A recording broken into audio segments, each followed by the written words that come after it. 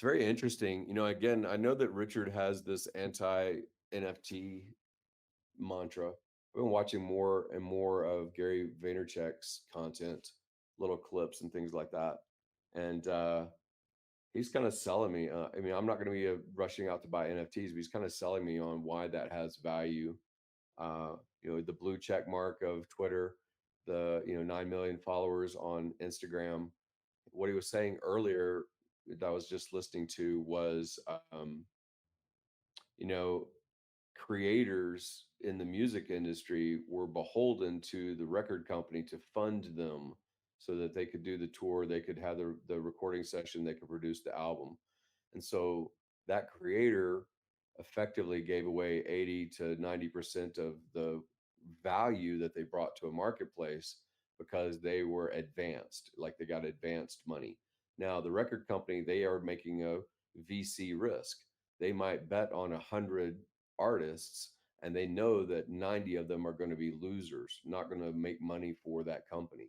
But 10 of them, there's going to be their cash cow. It's going to be the Jay-Z or the Mariah Carey or some Whitney Houston or something like that they just make millions, if not billions of dollars off of the artist.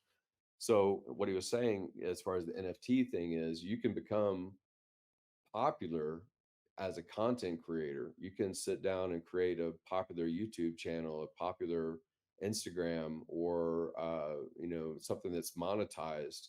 You can go on SoundCloud and as an artist and create your content, and then you can get funded by selling the NFT.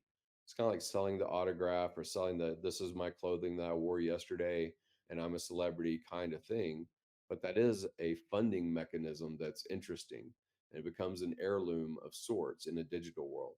And so people like to argue that, it doesn't have value. And again, I'm not going against what Richard says. It makes sense that, the server could go down. It's a serial number loosely associated with an image. You don't have necessarily publishing rights to use that art, that digital art in other forms. You don't necessarily have the rights to it as far as that goes. But the idea of an NFT actually is making more sense to me as far as a value proposition, because the world can't see the rich and expensive shit inside your house. We see Richard's set every so often of his background and he's got rich things, but you're not touring through his house and you don't know how rich he is. You don't know if he's got 50 cars in the garage or not. However, with the NFT thing, you can see their digital assets. It is a display to a world that's outside of your local geography. I used to drive through very expensive neighborhoods and look and say, oh, there's that celebrity that lives there. Oh, this is where that person, oh, isn't that a nice house? That's an amazing house. And you attribute it to a person or to their career, or, that's a football player or whatever it is. And you say, that's how they got it. Well, in some ways, that's self-feeding um, envy, jealousy, whatever you want to call it, greed kind of thing of display and opulence in the NFT world kind of makes sense. So I think that Pulse Chain is going to be amazing when it comes to this hosting of NFTs. And even though Richard, the founder, doesn't like NFTs, and a lot of us OG echo the sentiment, I'm starting to warm a lot more to what NFTs are. And if you are creating an NFT because you have brought value to a marketplace and the marketplace has awarded you with attention, you have 9 million followers and you have 100,000 views every time, you post something within minutes. Um, that attention is worth something. And now there's an NFT that you could sell. So I kind of like the creator and the seller element of something that's valued by a marketplace. Doesn't mean I want to go out and start buying, NFTs of popular celebrities. I don't do that with autographs. I don't collect their used items. I know why people do. It's like a nostalgia or an attachment thing. It's good to hear more people coming around to it. This is, I mean, in my opinion, we're starting to see still. I wrote an article in 2018 saying that a non-fungible token stampede is coming, and I laid out a good case about why, provided a whole bunch of sources, whatnot. But like you look at Twitter today, and look at the top 5 trends. We got like Joe Biden, Spider Man. COVID and NFTs.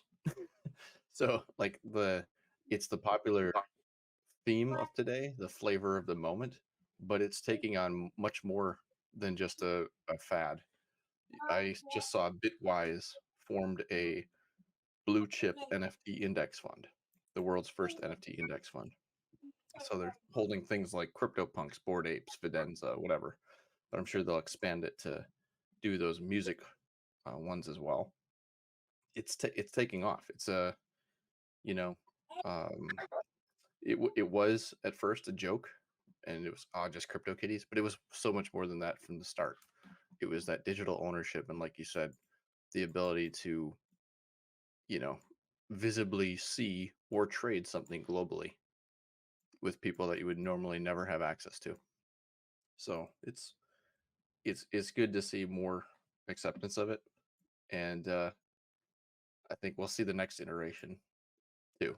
So where it won't just be like that loosely tied image concept. It is very similar to the art world, to the regular art world. The provenance of who owned it before, if that's researched, who created it, things like that. The art world is very similar in so many ways, but it is basically it's a status display. All of these things are status displays. You have a $50 million painting on the wall in your house. That's a status display if it's the original, right? Um, and I can see, some of the people I'm associating with now, they're worth billions, and they have, you know, $3 or $4 million paintings on their wall, and they also have some NFTs, and they're building uh, little companies that make these display cases for NFTs and stuff like that, right?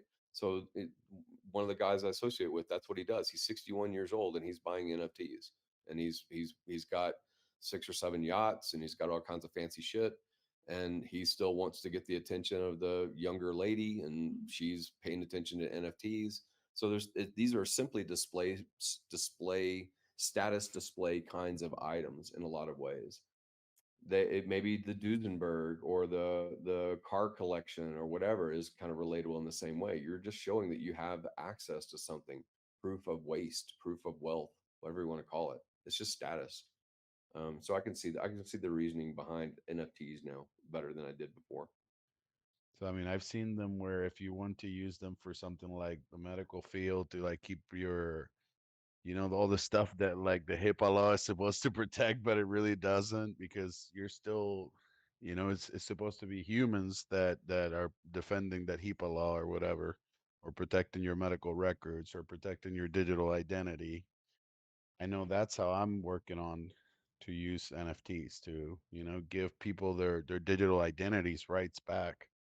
So yeah, I mean, I guess it's some people. It's like everything, Some people use Bitcoin, I guess, to buy drugs in the in the darkness. Some people use it for good, and it's.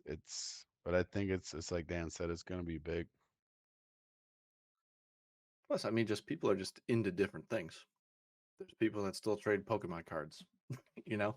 Like just because I might not like that and I don't personally find value in that doesn't discredit the whole network of people that do.